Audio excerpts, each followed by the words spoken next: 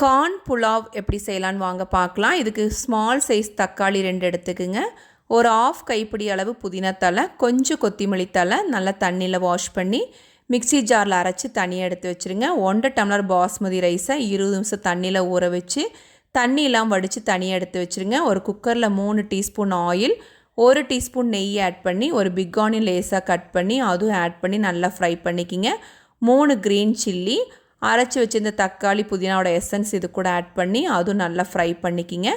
1 teaspoon இஞ்சி பூண்டு paste, 1 teaspoon மிளகாய்த்தூள், தேவைக்கேற்ப கல்லுப்பு, ஸ்வீட் கார்ன் ஆல்ரெடி பாயில் ஆகாத கார்னை 1 கப் ஆட் பண்ணி அதுவும் நல்லா ஃப்ரை பண்ணிக்கிங்க. ஆஃப் லெமன் அல்லது 1 டீஸ்பூன் லெமனோட எசன்ஸ் ஆட் பண்ணி அதுவும் நல்லா ஃப்ரை பண்ணிக்கிங்க. பாஸ்மதி ரைஸ் ஆட் பண்ணிக்கிங்க. 1:1 தண்ணி ஆட் பண்ணி ஒரு 10 நிமிஷம் மிதமான ஹீட்டில் ஒரு விசில் விட்டு இறக்கிடுங்க.